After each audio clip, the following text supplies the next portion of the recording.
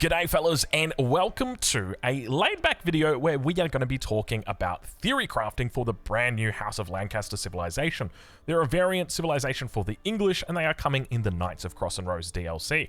So this is, I guess realistically, the video that you're seeing right here is just kind of serving as the backdrop to a podcast that is just between me and you guys. So we're going to talk theory crafting about this civilization and try and look at every single angle of different strategies and different theories that we can come up with how this civilization might work. Of course, we've got cheats enabled, so we'll go ahead and turn on it in a jiffy.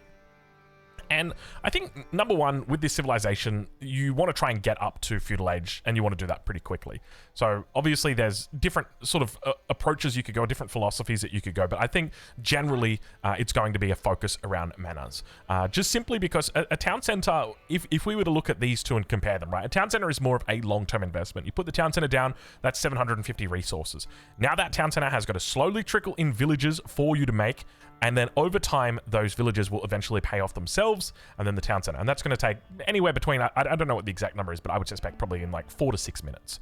And if you compare that to, say, something like the manor, which costs 300 resources, and it's paying more than 100 resources per minute, these pay themselves off very quickly. So I think a lot of the bonus that you're going to be really getting with this civilization is just sort of that instant tempo, that instant infusion of resources from the get-go.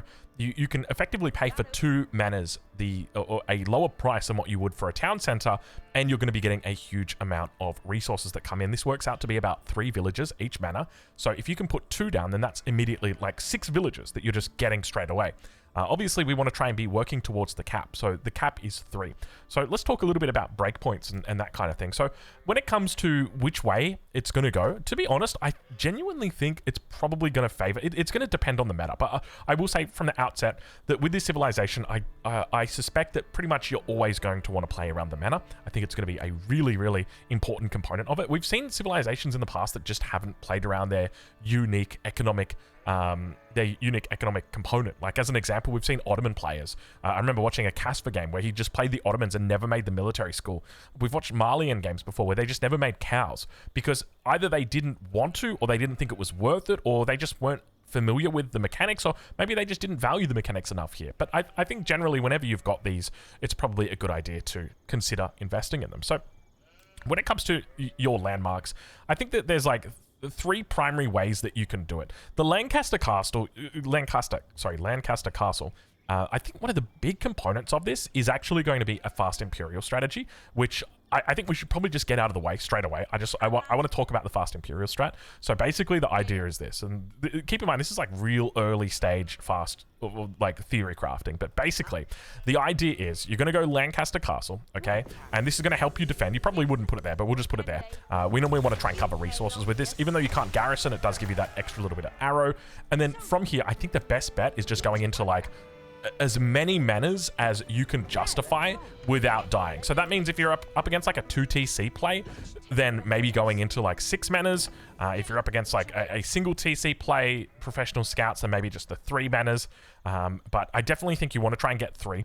And then often, like when we're looking at other fast imperial strategies, like the Ottomans as an example, they're often the way I think about it is like you've got breakpoints there, right? Once you reach castle age, then you're kind of safe for a little bit, and then you can make the choice on whether you want to go up here. And I think it's going to be the exact same with the House of Lancaster, because normally what you do now in this position, the King's College is obviously attractive. It's got a whole bunch of technologies, but the truth is we just want to get to Imperial. Once we get to Imperial, that's going to be our power spike. So if we go for the White Tower, then that's going to allow us to safely get to Imperial. And that's the whole idea. We want to be able to safely get to Imperial Age. And then once you're in Castle Age, then I think you can probably justify picking up a couple more manors if you haven't already. So whether that means going up to 3 or going up to, going up to 6 or going up to 9, depending on what your tolerance for threat is, or tolerance for risk is. So we could even look to add in a couple more. So let's say that we go with 7, and then from here, this is where we look to hit Imperial Age. And so we would go into the Wingard Palace. We wouldn't do the Berkshire,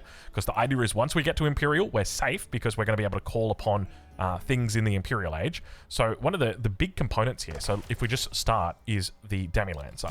So if we look at the Demi-Lancer, and what's interesting about it is that it's Shadow Text. So that basically means you don't have to upgrade it. It upgrades automatically. Gets a big boost in stats. And so when we hit Imperial Age, these units will automatically become Imperial Age units. And we want to do that with the Wingard Palace, because once we get into the Wingard Palace, so if we pull them down over here, we'll actually be able to train these guys, and they'll already be elite upgraded. So now we've got the elite Demi-Lancer. And I think that that's a pretty strong thing to have, because now it means all of a sudden you're able to do 6 Demi-Lancers, 2 Hobblers. The Hobblers are only going to be your Feudal Age, but it essentially means that you're really able to just field quite a nice army quite often at affordable price. And these are good quality units that you didn't have to upgrade, so you can just get them out. On top of that, I mean, the elephant in the room is the fact that you can actually call additional troops from the Lancaster Castle through a levy.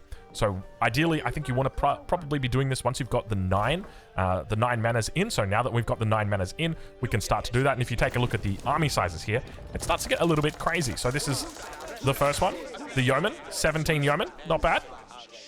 And then the final one is 1 Demi-Lancer, 1 Earl's Guard, and 1 Yeoman per mana. So it's expensive to do this. Obviously, it's going to take quite a bit of resources to do it, but it's a huge amount of units that we've got out here. So I think we want to try and take advantage of this. I don't know, when it comes to the cost component of it, I don't know exactly how much it's going to be there, but I think a large component of this is taking advantage of the Wingard Palace. And there's other important parts of this as well. You could look to go into the Treb. You could look to play into Spearman and Earl's Guard in here. It also means that you're probably going to need to upgrade these units as well. So if we grab a barracks, we'll grab an archery range, we'll grab a stable as well. And realistically, you're probably going to want to upgrade your Earl's Guard. It's kind of expensive to do for your Yeoman as well. Your Yeoman, sorry. You're going to want to get those upgraded because obviously you've got a lot of them out. And then for your Hobblers as well, they obviously require upgrades. So these are other components to consider. But I think generally, like, you could look at this and go, okay, this kind of makes sense to do, right? You're not going into a second TC. So the thing when it comes to a second TC is you're very weak from the moment you put that town center down, because you've just taken all these resources, you've invested them, and you've got literally nothing to show for it other than a TC. Okay, you don't have military, you don't have rams, you don't have upgrades. That's all you've got. And then you've now got to wait time to see those resources begin to bloom. Whereas here, it's not the case. Here, you're immediately gaining those resources the moment you put the building down. It's paying itself off very quickly, and you're able to leverage this for quite a lot of tempo. And I think because of that, whether it's a naked fast Imperial or just a sort of delayed fast Imperial, maybe one where you open up with Hobblars and look to try and get up to Castle Age behind it. You've got the White Tower where you can play more defensively. You get free units from the White Tower, and then from there you can look to try and get up into Wingard. You're going to have a lot of gold that is being generated once you're in Imperial Age, so there's an economic side of this as well. But at the same time, you've also got a lot of food that's going to be coming in for free. So even if you get stalled out of food, you're still going to have that trickle of food that's generating in. At the moment, we've got 600 food per minute that is coming through, which is quite a lot. So I am definitely a big fan of that. I think the fast Imperial strat, like I was thinking, you know what, I kind of want to save it for a video and like reveal it, but then at the same time it's like, you know what, I just kind of want to sit, chill and talk about this, because I do genuinely think that this could be a pretty good strategy for them. On top of that, I mean, gunpowder contingent doesn't really change too much. I think the main focus, though, is the Earl's Retinue for the Demi-Lancers that are shadow-teched. I think that's going to be a huge component of it, and then, like, comboing that with the Yeomen is probably going to be your best go-to. Just because with the Demi-Lancer, like, they've got decent stats, but I don't think you really want to be relying on them, especially because you do miss out on that unique tech that they get in the Castle Age.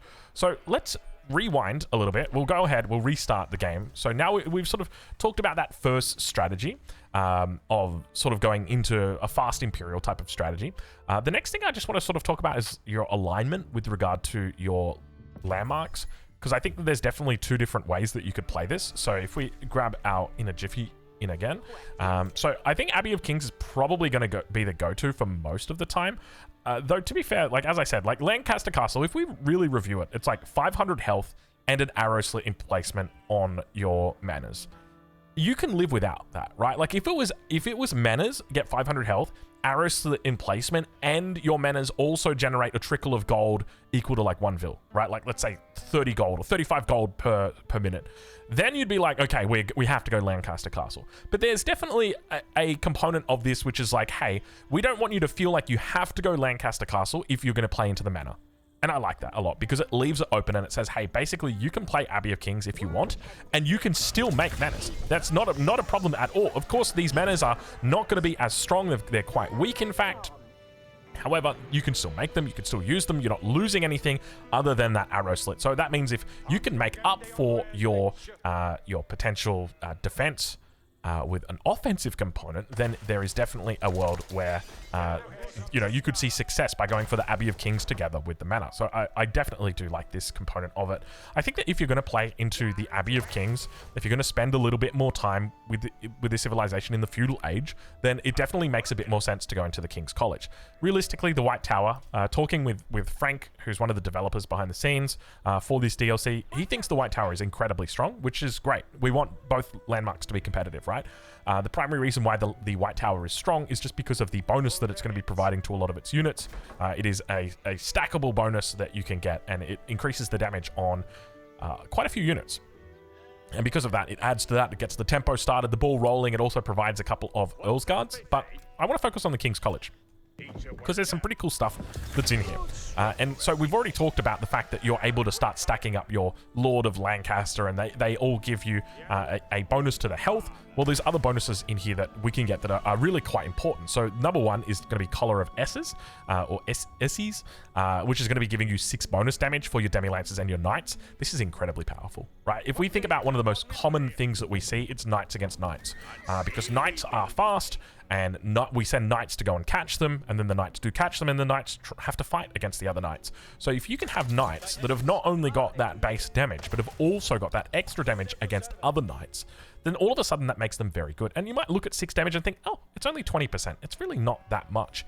You got to keep in mind that this is on top of armor that really makes all the difference. So if we grab our blacksmith, and this is obviously in the castle age, so we'll grab both of our armor upgrades. Now we've got 6 base armor, which means that previously we were getting 18 damage through on this because we were only doing 24 damage. But now we're getting 24 damage through. So people might look at this and go 24 to 30. That's an increase of it's a 25% increase, when the reality is you're going from 18 up to 24. So it's more like a 33% increase in your effective damage once you consider armor. So this is a huge boost to your effective damage when you're in those fights. There's also other bonuses. Heal training. So training in rugged terrain increases Hobbler charge damage by 150% and their production speed by 100. So if we turn off in a jiffy at the moment, for the moment, you'll see that they've got 15 seconds on the train time, which is not too bad. That's a pretty quick train time. And if we go ahead and grab this technology right here, we'll turn in a jiffy on, and then we'll turn it back off, because now we've got the technology. You'll see that it's only 8 seconds. So it's probably rounding up. It's probably 7.5. That's really quick. That is super duper fast. Like if we were to look at how long it takes to train a spearman, you'll see that it is a very competitive time here. Let's turn that off. So a spearman is going to take you 15 seconds. And you can obviously get this down even further if we were to combine this with something like Military Academy. So if we turn on in a jiffy once again, and then we turn it off, we'll see that the spearman can be reduced down now to 11 seconds, whereas the hobbler is now on 6 seconds, which is kind of ludicrous when you think about, if you've got 10 stables and you're queuing up all these bad boys, and you're in the middle of a fight, and you're just sending out all of these hobblers, and now they're producing really, really fast. They're kind of like Zerglings, but with 4 legs instead of... Actually, I think Zerglings do have 4 legs. They're like Zerglings, but in Age of Empires 4. Like, this is the real Zergling. That is... I think this is the first time we've ever really had an actual Zergling type of unit. So next up, obviously, we've got the Trebuchet upgrade, which is just incredible. An extra 2 range is always going to be welcome. Extra health is always lovely on the Trebuchet. It just means that they're not going to be getting sniped out as much as they do. But obviously, the most important part of this is the fact that it also upgrades their oh, we need to turn our cheats back on. It upgrades the look of them. It upgrades the aesthetic. The aesthetic looks really, really nice on these. They get all gold and all beautiful. So that's it. And then, I guess, Burgundian imports, I haven't really begun to theorize too much about this. I guess reminiscent of the Janissary obviously does upgrade. I don't know whether it needs to be upgraded once you reach the Imperial Age or whether it's Shadow Techs. If you were going to pair this with any unit, I guess you could probably pair it with like Men-at-Arms or Earl's Guards. And so that could be a bit of a gold-heavy composition. Not really. It's still only the 20 gold. And then your hand cannoneers are going to be cheaper as well. I guess that's the other thing to note. So I think realistically, yeah, so only 90-90, so as much as a Streltsy. So if we take a look at the stats that they've got a base of 26. So let's go to the Imperial Age, and we'll go up with the Berkshire. And that is now going to immediately shadow tech them up. Okay, so that's actually pretty damn decent. I'm definitely a big fan of that. It makes a lot of sense. And then obviously the final upgrade is military tactics training, which is going to increase your bonus damage. But I think from like a theory perspective, it really makes sense if you're going to do this, not to actually go into the Berkshire. I feel like the Berkshire, I mean, the Berkshire is quite interesting in that it gives you the extra, the cap on damage goes from 4 to 6. So here is an example. We can see the House Unified, you can go up to 6 damage now instead of 4, which is a nice little bonus. And it definitely plays into that more defensive style of the civilization. But I do also feel like the Wingard just gives you a lot of value, and you probably don't want to be avoiding it. But I mean, to be fair, like, Berkshire Palace is just such a staple for the English that there's a really good chance it's probably just going to become a staple here as well for the House of Lancaster. So that's, yeah, I mean, realistically, I think that when it comes to your tech tree and your landmarks, realistically, you'll be doing like Abbey of Kings into King's College and then into Wingard. And then there's probably Abbey of Kings into White Tower as well. I guess the reality is that, like, even though in my head there's like these two paths, it's very malleable in the sense that you can really just chop and change any which way. It depends on the way that you're feeling, the way that you want to play. And I commend the devs for doing that, because in the past, like, we've seen very clear ways. Like, you look at the Holy Roman Empire, it's one or the other, right? Like, you're either going Minework into Burgrave, or you're going Aachen into Regnitz. Arguably, there's an option for you to go Aachen into Burgrave as well, but normally it's the former two that are together.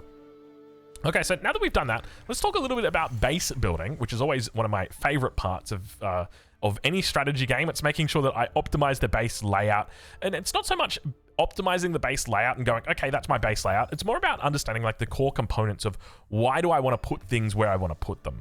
So just to start off with, keep in mind that this civilization doesn't get cheaper farms. So the English have a bonus where they get cheaper farms. This civ doesn't get that bonus. On top of that, their mills don't have the influence around them to increase the amount of food that they're dropping off, or the gather rate that they're dropping off that food, which means that no longer are you required to put a mill down with those farms around it. And as a result, it means that you do want to keep that land reserved for your farms around the town center as a look. It's not a mandatory thing, but it's definitely something that should be considered. So now that we've sort of got that out of the way, and we know, okay, the general rule is we probably want to be leaving space around the town center. Let's keep that in mind. Obviously, you know, there's no reason for us to always do that. You know, like, oh, we need to put a lumber camp over here. There you go. There's your lumber camp, right? So we can always delete that at a later date and throw the farm down. But another thing to keep in mind is your positioning on your landmark. So in particular, Abbey of Kings doesn't really matter too much. I don't think it's really going to change. Ideally, you'd probably want it towards the front of your base just because it does have the healing aura. Obviously, it's for out of combat units, which means that your units have to not be fighting. But generally, if like you're running your knights back to base to heal, you don't want to be running them all the way to the back of the base. You want to be running them to the front of the base. That way they can get back out into the action a little bit sooner. So now that we've gotten those, or that out of the way, let's talk a little bit about Lancaster Castle. So it's a defensive landmark. It has its own arrow slits in it. So think of it like the Saharan Trade Network. Think of it like the Barbican of the Sun. It's the same sort of idea. You can't garrison inside it. So there's less of an emphasis on protecting the villages and more so an emphasis on just being a deterrent for anybody who tries to raid you. So one of the things that I've started doing is I will have like, and just keep in mind, this is still super duper early stages, but like on a map like Dry Arabia, you've got a huge amount of wood that is just sitting here ready to go. So it means that you could definitely justify putting down like the Lancaster Castle, like here as an example. And then that's going to defend this wood line. Whereas on some maps where there's less wood, what I found is like I'll send my vills out over to here, like a little wood line, and then I'll put my Lancaster Castle down over on my second wood line in preparation for the transition over. Because I know I'm not going to get attacked here within the first 4 minutes, the first 5 minutes, but at the 6 minute mark, that's when it could start happening. So I might want to move them over. So that's another consideration. When it comes to building your manors around the Lancaster Castle, I haven't really worked out anything optimal just yet. So if we just get rid of the farms for now, and we put the Lancaster Castle down, one of the things I have been working on, or general principles, is at least 3 tiles away from the town center, and just trying to sandwich them in between. Because the reality is, I do suspect people are going to be wanting to play into taking down these buildings. So we want to try and make sure that our manors are kept alive where possible, right? Like if we've got that bonus, we want to try and play into that as much as possible. So if we go 3 deep right here, this is actually going to leave us space. I don't think we've got in the jiffy turned on. This will leave us space to actually fill these bad boys in. So let's get our sheep out of here for the moment. These are the same size as a racks, so we can go ahead and just put them down in a position like this right here.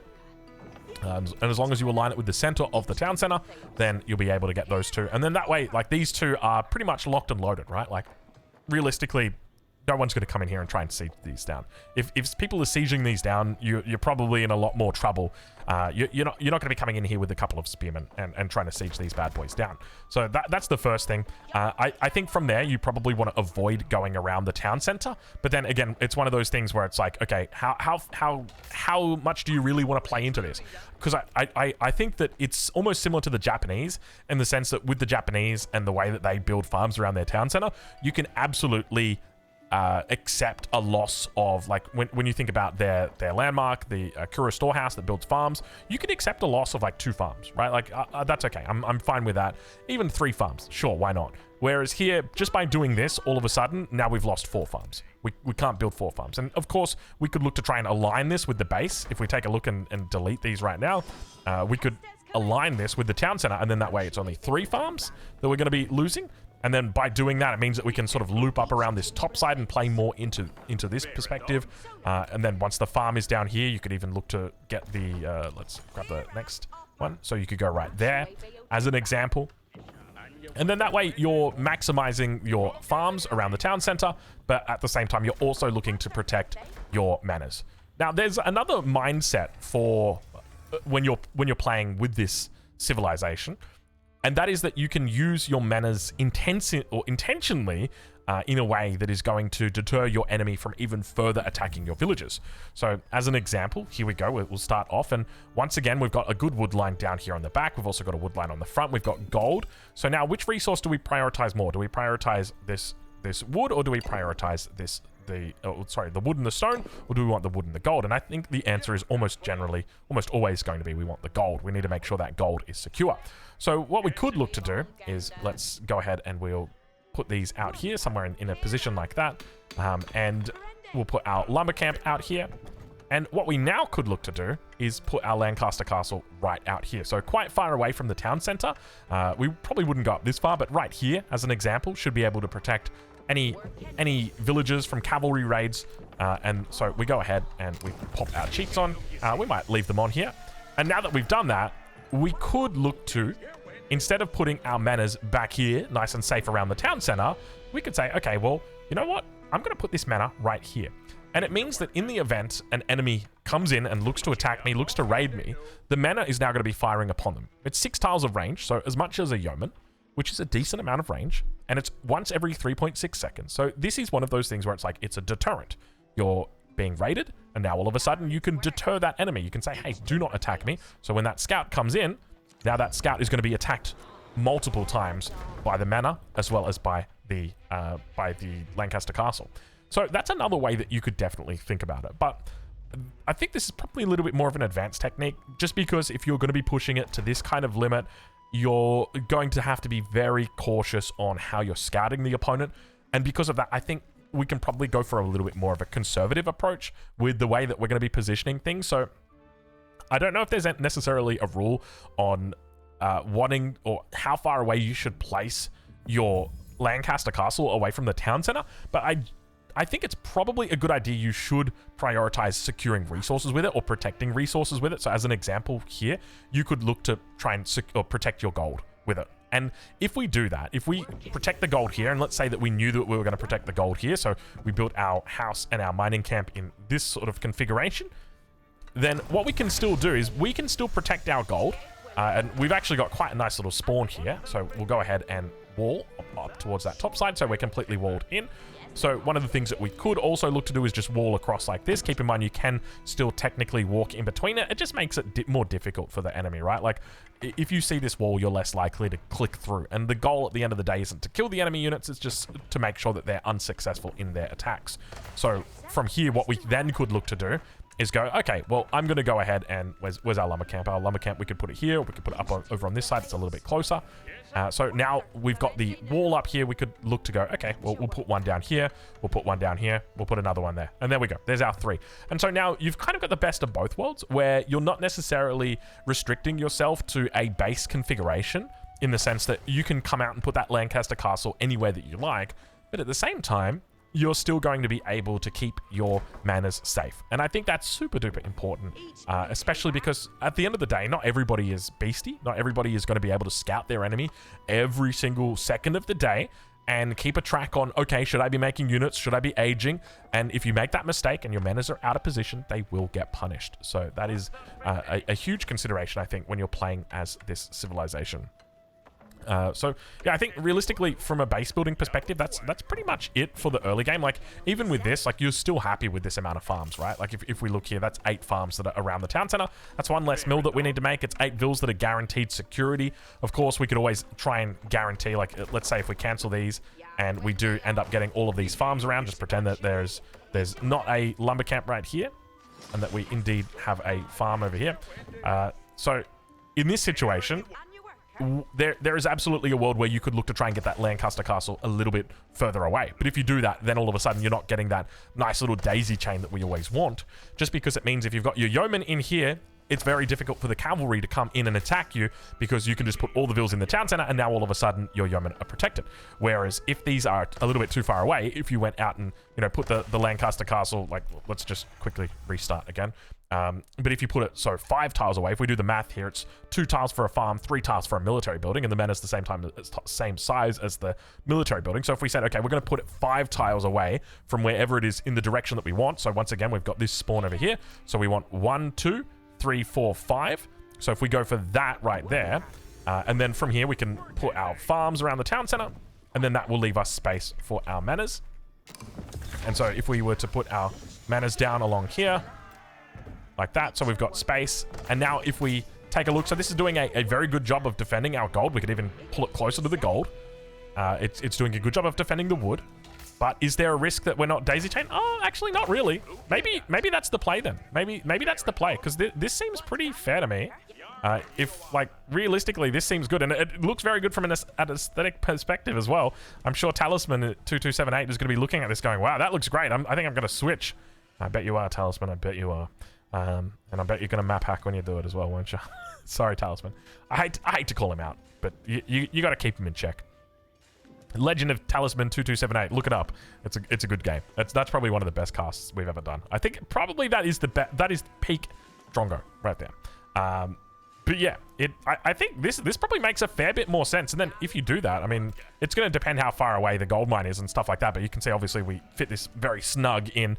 But planning out the base is obviously going to be an important component early on. So if we were to look at the influence radius right here, you could still justify getting more back here. But you do need to be cautious, because obviously from here, where do you go? Where do you build the rest of them? And I think that's one of those things where it's like, yeah, but does it really matter, right? Like, at the end of the day, if you're 15 minutes into a game, does it really make that much of a difference whether your manors are here, where they're much more likely to be taken out, versus back here, where they're a lot less likely to be taken out, right? Like, for me, the option is clear. This is very clearly the way to go when it comes to those secondary manors. I think primarily in the early game, you want to try and hug those manors up against the Lancaster castle. As I said, because you don't get any economic bonus from the Lancaster castle, doesn't make a whole lot of sense to really prioritize getting it or getting around it. It's more just there as an early game deterrent, the same way the Barbican is, the same way that the Saharan Trade Network is. So that's realistically it when it comes to base building. Let's talk a little bit about army compositions. Army compositions are always a fun topic to discuss. And keep in mind, balance will be changing as we enter into this new patch. So it's very much still untraveled waters, if there's a way to say it. So let's take a look and see. So we start off with a Rax. Let me grab it in a jiffy right here. So you start off with a Rax, where you've got access to the spearmen. And let's get ourselves just a couple of houses down here, just so that we've got a little bit of room to play with. And if we take a look, so yeah, we got spearmen here, which is good. You want spearmen in the Dark Age. Men-at-arms are great, don't get me wrong, but the spearmen are just so much more versatile. You can siege stuff down, you can just be annoying with them. So I think this is a really good thing for the civilization. Then with regard to its, with regard to your feudal age, I think playing into the Abbey of the Kings most of the time is going to make the most sense, just because you're going to have access to those lords. The lords are very affordable as well. Like, this is basically a man-at-arms. It's a little bit more expensive than a lord, and it is than a man-at-arms, but it is so much better with regard to the stats. Huge health pool, slightly lower on the armor stats, but obviously, like, once you pick up your blacksmith upgrades, then these are looking pretty good. I think the man-at-arms is still slightly above this with regard to the armor, but like, this is doing a lot of damage as well. Like, this is a very good unit. So I think just being able to go into these units is quite nice, because they represent a massive threat just by themselves. So ideally, you want to try and be keeping 4 of these guys in your army at all times. I suspect we'll probably see players look to protect them rather than allow them to just kind of frontline. You want to try and keep them together, because at the end of the day, 20% of health is 20% of health. So it's a huge amount of health that they're giving to their nearby units. And then if we take a look at the other units that you've got accessible to you in the feudal age, you've got the yeoman, you've got the hobbler, and I think they're probably going to play like pretty standard of a civilization, where you've got your spears, you've got your longbows, you've got your cav unit. The one thing to note though is that with the hobbler having a lower amount of damage, it's not going to be as effective as something like the horseman would be when you're fighting against armored units. So really try and keep that in mind. It is almost a specialist unit in that regard, just simply because it's got such low base damage. Now, there are ways that you can offset that. As an example, you can pick up the unique upgrade Billman, which is going to give you -2. So I think this is definitely going to be a huge component. I wouldn't be surprised, though, if we do see the meta largely for this civilization. I really wouldn't be surprised if it is like a feudal, if it's just basically sticking to feudal and just playing into this combo, just because I really feel like you spike quite a lot from getting this Spearman Billman upgrade. And then reducing enemy armor by -2. That's a huge amount. That is so ridiculous. Okay, so if you think about, all right, you're fighting up against enemy spearmen, and they've got 1 armor. Well, now all of a sudden they're at -1 armor. Now, I don't actually know if that work or how that works, and if you're getting 2 points of damage. I suspect it probably doesn't, because if we think about like a men-at-arms, and when a men-at-arms has got 10 damage, 10 armor, and you're doing 6 damage, you're still always going to do that one. You're still always going to do that 1 damage to them. Even if their armor is far greater than yours, you're still going to do 1 damage. And that's where things like Jugunu work very well against the men-at-arms. And I'm kind of wondering if it's the same, where you can't go below the 0 number on a unit that gets attacked by a spearman with Billman, but we can double check that. We can make sure that we find out. So we're up against an easy AI at the moment. So if we can find a villager, we'll look to attack it with one of our units, which should do 6 damage. And then we'll look to attack it again after it's been attacked with a Billman, and that should do either 6 damage or 8 damage. We'll have to see exactly how it plays, but even if, like, to be honest, even if it goes, like, either way, it's still going to be very powerful. Okay, so let's move all of our units in first, and we'll start with our first shot. So you can see there, it's 6 damage. And so now we'll get our spear to come out. It was on 44, so that was 1 hit. So it went down to 35. So now we're going to do 1 hit again. We'll proc that Billman. This is going to take us a little bit of time to get there. And we go down to 26. And then that should be down to 20. It is down to 20. So even though it's got minus damage on the Billman, it will only affect for existing armor. That's what we have determined there. So if you've got a unit that's got no armor, this will just take it. This will not do anything. But if you've got a unit like the Man-at-Arms, if you've got a unit like the Knight in the feudal age, this is going to be a huge problem for you. Because now all of a sudden, your yeoman, or rather their yeoman, is doing a lot more damage than what it should be. So if we think about the yeoman, the way that it's balanced is typically going to be around the fact that it's got lower damage, but now all of a sudden it's got higher damage because of the hardened spearman. It's going to mean generally in situations like Archer versus Archer, it's still going to be quite balanced. It's only when you really start looking at those, I wouldn't even say edge cases, but those cases where you're up against men-at-arms. And because of that, I think that this actually makes a very potent combo. Because one of the issues, I remember we had this issue when Age of Empires 4 first released, it was like people were just playing Holy Roman Empire, making men-at-arms, and nobody knew how to counter them. And it was sort of like this big question, like, what do we do? It's an armored, it's a heavy unit, and I don't have any crossbows in Age 2. Nobody does. And then all of a sudden people were like, oh, wait a minute. And they worked it out. And they were just like, okay, superior numbers. That's what we want. And now here, all of a sudden, it's like, well, you don't have a crossbow unit, but you definitely have a counter if we look at the base the base level. So I think the primary thing that you're going to see with regard to like a meta for this civilization, I wouldn't be surprised if it's just very heavy on the feudal. The other thing to note is that it's really nice having access to the mana, because the mana offers you a way to improve your economy without committing to your economy. And what I mean by that is if you put down a town center and the enemy sees that town center, they're like, hey, that's a town center, I'm going to go all in. And then they go all in, they kill your town center, they go castle age, they upgrade their units, and they kill you. Whereas if an enemy spots out a mana, the window for doing that doesn't exist. Like, I will genuinely say right now, it's a non-existent window, because the mana pays itself off so fast that by the time the enemy can capitalize on the window, you've already closed the gap. So it doesn't make sense. If they spot you putting down like 5 manas or even 3 manas at the same time, definitely they could look to try and exploit that. But even then, I think that the defensive component of the civilization is going to be enough to overcome that. I think that there is no situation where you shouldn't be able to start out. I say that. Generally, you should be able to get all 3 manas up at the 5-minute mark. I wouldn't be surprised, though, if what we actually start seeing players do against the House of Lancaster, in particular and specifically, is they will just look to rush them in the Dark Age. I genuinely think that's going to happen, and the only reason why is just to keep them off stone. They don't want them on stone because they know if they get on stone, it's going to be very difficult to deal with their economy. So that is my sort of mindset, though. I could be way overblowing this, though. But for me, if we think about like a standard feudal age, so if we go have a look at one of like the games recently that I've played, so I do a whole lot of benchmarking in here.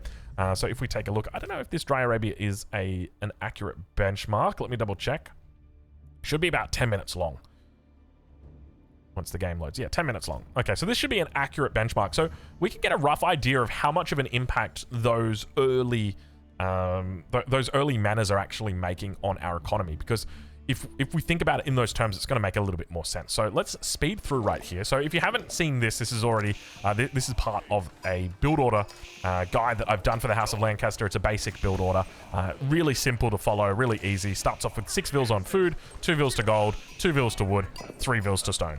That's it. And then you age up and you do all the good stuff. So the age up comes through. So the question in my mind is, how much impact are we really making when we get all of our manas down? Because we managed to we drop every single mana at 5 minutes. So let's take a look and see.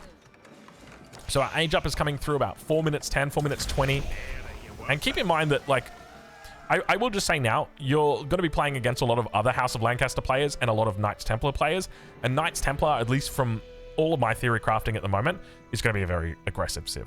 Just coming out of the gate, swinging incredibly hard. They age up fast. They get access to a pseudo knight unit, which I think is going to be pretty strong.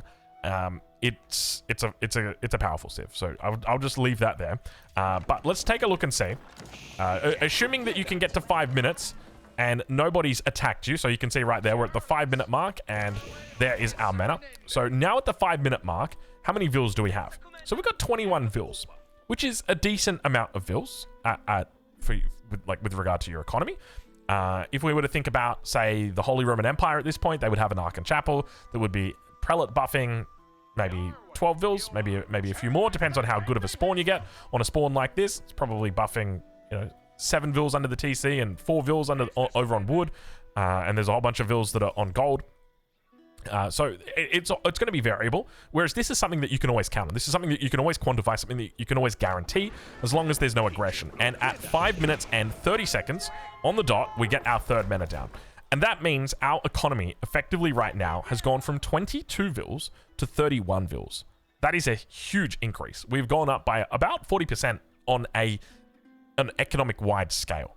And that is a massive infusion of resources that are coming through, because you got to keep in mind that these start trickling immediately. So it is essentially like you've just been given 3 vils, 3 vils, 3 vils, 9 vils immediately coming for you. So with regard to like tempo, I don't think there is ever going to be a stronger time than right now for this civilization, because you're going to have to pay to get the upgrades, and then you're going to have to pay for your manas again. And if you do that, that's an investment. Those things that come are going to be coming slowly. They're not going to be coming quickly. Look, maybe if your enemy opens up 2 TCs, maybe you do it. Maybe you just go complete like full land practices, go into 6 manas, and then just go castle age and just try and kill them in castle. Maybe that's the play. But it definitely feels like you might be on a little bit of a timer here if you go into manas. But the one thing to note, though, and this is one of the cool things about the civ, unlike the Dutch in Age of Empires 3, your vill limit is non-existent. You can make as many vills as you like. And because of that, you're not on a timer the same way that the Dutch are. The Dutch always had difficulties because you would get your 4 banks up or your 6 banks or however many banks you wanted to go for. And then you get to the 50 villager mark and you would stop making villages. Whereas all the other civs got to make their vills up to 100. Whereas here, there's no reason why we can't keep doing that. So when I'm thinking, okay, let's say we're in this position and we spot a second town center coming out from the enemy. Maybe they're expanding down here. What's our response? Do we go, we could go for a second town center ourselves. And now all of a sudden we're up 1, 2, 3 banks and a second TC. We could do that. Or we could double down on our manors and go, okay, well, we're already in a good spot here. Let's go for more manors. And we know that if we go for manors, they're going to start paying off instantly. They're more expensive than a town center, but they also pay off much faster than a town center. And because of that, we don't need map control. We're getting free resources. They're unraidable. There's a lot of good reasons why we like the manor. But it means that we can then leverage that, go into Castle Age, and then we can start thinking about what we want to do from there. We can always add a second TC later down the track. So, you know, earlier we were talking about the graph and graphing sort of where you'd see yourself. The reality is you're not limited to 1 TC here. You're not limited to 2 TCs. There's no reason why you can't put down 6 manors and then throw down a second TC later on in the game to make sure that you're able to keep up with your enemy in the event that you weren't able to take them out. So because of that, I think that there's quite a lot of flexibility here. But this is definitely, in my opinion, going to be one of the strongest timings here, because now all of a sudden you've gone from that, say, 22 villager number up to 31. And of course, it's just going to be a +9. So the longer the game goes on, once you hit the 40 villager mark, now instead of being a 40% difference, it's only going to be a 20% difference, or a little bit over 20% difference, because 40 to 49 is a lot less than 22 to 31.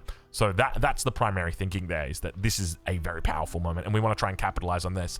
And that's why in this game right here, you'll see we throw down double archery rangers into a barracks. And we just start pumping units as much as we possibly can. And that's the general idea, is that we just want to spam it out. Now, obviously, and probably, I'm completely wrong here with this. Who knows where the meta goes? Maybe the meta just says, hey, actually, it turns out you can just go to 9 manors and nobody ever punishes you because you're just too powerful. The yeomen are just too strong. Okay, that's something that we didn't predict. But this is my suspicion on where we're going. Anyway, we'll leave this video here. Hopefully you've enjoyed this video. A little bit different, a little bit sort of more laid back, lower pace. But if you've got any questions, any comments, any criticism, feel free to leave them down below. If you've enjoyed the video, feel free to leave a like. And of course, we'll catch you in the next one. Thank you so much for watching.